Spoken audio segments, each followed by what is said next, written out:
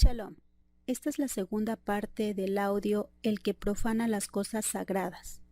Rabbi Elazar de Modim dijo: el que profana las cosas sagradas desprecia las festividades, avergüenza a su semejante en público, quebranta el pacto de Abraham nuestro patriarca o interpreta la Torah contrario a la ley normativa, no tendrá parte en el mundo venidero, aunque domine la Torah y acredite buenas acciones. Bien, hablemos de la siguiente categoría de pecado, que es aún más seria. La persona que anula el pacto de Abraham y no le concede a su hijo de 1 semana de edad la gracia de la circuncisión, según lo establece nuestras más sagradas tradiciones, no solo se rebela contra el Eterno, sino que peca contra todo su pueblo. Otro ser humano ha ingresado en nuestras filas para convertirse en un integrante del pueblo sagrado y divino, que ocupa el lugar que le corresponde en nuestro medio y a su debido tiempo encontrará su lugar, el papel que deberá desempeñar para el cumplimiento de nuestro propósito histórico de servir al Todopoderoso y mantener viva su Torah. Pero cuando el padre le niega al bebé su sagrada y tradicional circuncisión, le cierra una puerta en la cara, le impedirá ingresar en su celestial inocencia en el pacto de Abraham con el Todopoderoso y, posteriormente, crecer hasta convertirse en un hombre en condiciones de cumplir su destino en medio del judaísmo observante y viviente. Se rebela contra el Todopoderoso y contra su propio pueblo histórico. Sin embargo, la persona que le da a la Torah significados que están en desacuerdo con la ley normativa es la peor de todas. Menashe comenzó con una simple premisa: no toda la Torah nos fue dada por el cielo, ni divinamente revelada a Moshe. Por lo tanto, algunas partes podrían ser superfluas, hasta vanas. Esto daba lugar a interpretaciones satíricas y burlonas. A partir de tamaña herejía, avanzó hasta llegar a difundir la idolatría y el crimen en gran escala. Desgraciadamente, este tipo de rebeldía está actualmente muy generalizado. Tenemos muchos pretendidos dirigentes que se rodean de seguidores a los que convierten en sus portaestandartes al publicar nuevas y falsas interpretaciones respecto de los orígenes y desarrollo de nuestra ley. Si su propósito es conservador o radical, reconstruir o destruir, reformar o deformar, su premedita blasfemia contra la palabra del Señor, su profanación del carácter sacro de nuestra Torah escrita y oral, no es erudita, sino que intenta ser vendedora, racionalizar totalmente una vida no comprometida con la tradición. Tampoco falta la persona que selecciona sus buenas acciones, digamos que tiene un pasatiempo favorito, quizá cuidar a viudas y a huérfanos o dar grandes sumas en concepto de caridad. En realidad efectúa buenas acciones, pero no las lleva a cabo con misbot, como preceptos impuestos por la divinidad. Esta persona no se ha comprometido con todo ser a observar la palabra del Eterno, la suprema autoridad del cielo. De este modo puede muy bien estudiar la Torah y hacer significativos actos de bondad, pero no dudará ni un instante en profanar las santidades. En consecuencia, no tendrá parte en el mundo venidero. Al enseñar que ciertos pecadores no han de tener participación en el mundo venidero, contradice la enseñanza introductoria que afirma que todo el pueblo de Israel tiene parte en el mundo venidero. En realidad, la misma enseñanza introductoria da algunas excepciones a esta regla. Entre ellos se cuentan quienes niegan que la doctrina de la resurrección de los muertos es una enseñanza de la Torah, aquellos que niegan la autoridad divina de la Torah, y el apícuros, el escéptico o hereje que vive exclusivamente para los placeres físicos. Las últimas dos clasificaciones incluirán obviamente a los profanadores descritos aquí. Ya hemos indicado cómo en estos casos el castigo se ajusta al delito. Detengámonos por un momento en la enseñanza el que avergüenza a su semejante en público. Es una transgresión y reflexionemos al respecto. Se nos consignan muchos incidentes que reflejan la aguda sensibilidad de nuestros sabios y su enseñanza respecto a los recaudos que debemos tomar a fin de no herir los sentimientos del ser humano. Rabí Yehudá Anasí estaba disertando cierta vez cuando percibió un fuerte olor a ajo que emanaba de alguien que se hallaba en el aula. Molesto, interrumpió su clase. Que aquel que ha comido ajo tenga a bien abandonar el aula, dijo. Rabí Hía, su estudiante más devoto, se levantó de su asiento y se fue. Todos los demás estudiantes se solidarizaron con el muy apreciado Hía y se levantaron y se retiraron con él. A la mañana siguiente, Rabí Shimón, el hijo de Rabí Yehudá Anasí, se encontró con Rabí Hía. ¿Eres tú aquel a quien mi padre incomodó?, le preguntó. Él no se imaginó siquiera que Rabí Hía pudo haber sido tan descuidado como para ofender a su renombrado padre comiendo ajo. No lo quiera el cielo, respondió Rabí Hía. ¿Que yo coma antes de entrar a la casa de estudio?, respondió Rabí Hía. No es que yo haya comido. Yo no comí antes de entrar a la casa de estudio. Lo que sucedió es que yo salí para que aquel que realmente había comido ajo no sufriera esa vergüenza mortal. De ese modo los demás saldrían conmigo y el verdadero transgresor no sería detectado.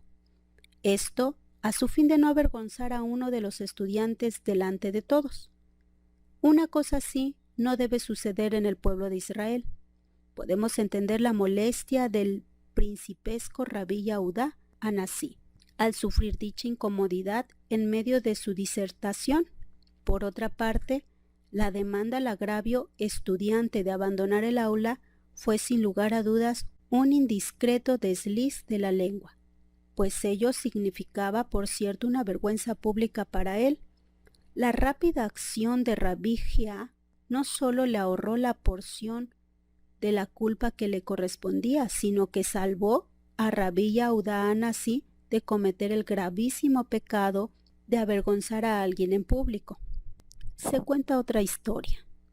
Todo comenzó cuando un hombre convocó a un banquete a un grupo de invitados, incluyéndole a un buen amigo llamado Kamtsá. Pero cuando envió a su sirviente a invitar a Kamtsá y llevarlo ante él, el pobre servidor se equivocó y en su lugar invitó a otra persona llamada Bar Kamtsá, que detestaba a su patrón. Cuando todos los invitados se reunieron y comenzó el banquete, el anfitrión notó el error. «Pero si usted me odia», le dijo a Bar Kamtsá, «¿qué está haciendo aquí entonces? Levántese y retírese». Y Bar Kamtsá imploró: «Ya que he venido aquí por error, le ruego que me permita quedarme». A toda costa quiso evitar la humillación de ser expulsado en presencia de toda la gente allí reunida. «Le pagaré por todo lo que coma y beba», agregó. El empedernido e insensible anfitrión, empero, fue sumamente duro. «No», Bar Kamtsá insistió, «le pagaré la mitad del costo de su banquete». Nuevamente la respuesta fue lacónica: «No». Y el impaciente anfitrión lo tomó de la mano y lo expuso. Bar Kamtsá ardía de ira, dado que los sabios estaban sentados allí. Reflexionó, y no intervinieron. Deben de haber estado satisfechos con la situación. Iré a ver al rey y le contaré algo respecto de ellos. Pronto estuvo ante el gobernante romano. «Los judíos han decidido rebelarse contra usted», dijo. Una serie de acontecimientos condujo finalmente a la destrucción del segundo templo sagrado. La Torá enfatiza una y otra vez la dignidad y el respeto que un hombre le debe a su prójimo. La Torá considera los sentimientos humanos aún donde menos lo esperarías. Durante los días del templo sagrado, por ejemplo, varias personas trajeron ofrendas por distintas razones. Ciertos sacrificios eran obligatorios, otros eran presentes y algunos propiciatorios para expiar algún pecado. En esta única categoría estaba el hatat, ofrendado por una transgresión involuntaria, el asham, ofrenda por pecado culposo, traído, por ejemplo, por jurar en falso, y el olá, holocausto, ofrendado en ocasiones por pensamientos incorrectos, aun cuando también se podían llevar por otras razones no relacionadas con el pecado. Imagínese entonces qué pudo haber sucedido en el templo sagrado. La persona que ofrendaba debía estar presente para poner sus manos sobre el animal a sacrificar. Entonces, si Reubén entraba en el templo con su asham, todo el mundo sabría que habría jurado en falso. Si Shimón entraba en el templo con su hatat, todos se enterarían de que había pecado. Sin duda el templo sagrado se hubiera convertido en un centro de injustificable humillación pública. Por lo tanto, la Torá ordena: en el lugar donde se degüella el olá, se degollará el hatat. En el lugar donde se degüella la olá, se degollará el asham. Con este sistema, el espectador nunca sabría si un sacrificio en particular era una ofrenda voluntaria u obligatoria para expiar un pecado. Así es como la Torá buscó proteger la dignidad y estima del hombre. Esta misma consideración puede ser hallada en el procedimiento empleado por la Torá para eximir a individuos de tomar parte en una batalla militar. Cuando todas las tropas estuviesen alineadas, los oficiales gritarían que los siguientes estaban libres y podrían ir a sus hogares. Todo hombre que hubiera construido su casa pero que no la hubiera estrenado, aún cualquiera que hubiera plantado un viñedo y todavía no hubiera gozado de sus frutos, cualquier hombre que hubiera desposado a una mujer pero que no la hubiera tomado todavía, y finalmente aquellos que eran miedosos de corazón apocado y no tenían valor para el combate.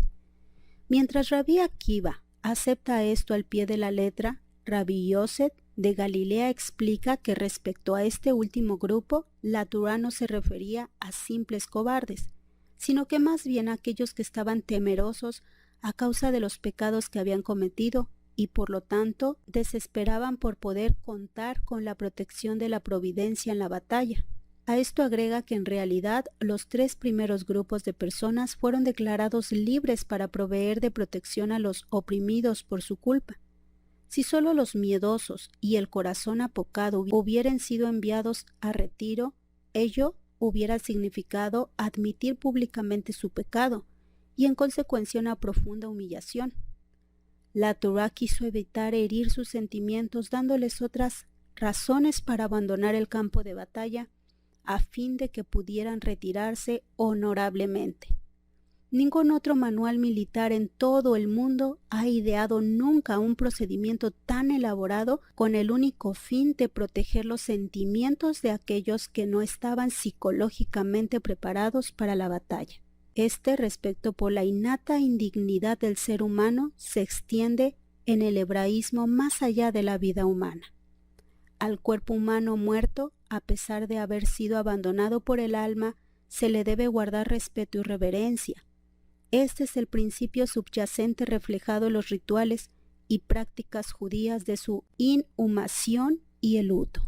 La Biblia nos habla del Met Mitzvah.